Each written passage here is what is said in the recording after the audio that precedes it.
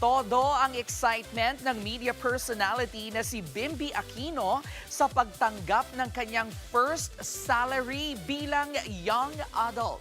Sa isang viral video sa Facebook, masaya nga pong ibinahagi ni Bimby ang gagawin niya sa unang sweldo niya bilang guest host sa noontime show na Eat Bulaga. Gagamitin niya raw ito para i-treat ang kanyang mommy na si Kris Aquino. Ang kalahati naman daw ng kanyang sweldo ay idodonate niya sa simbahan. Umani rin ng papuri ang inisyatibo ni Bimby na tumulong.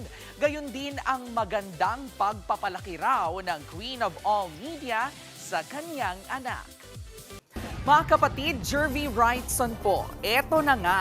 Para sa latest showbiz news at iba pang K-alaman, mag-follow at mag-subscribe na sa social media pages ng News 5.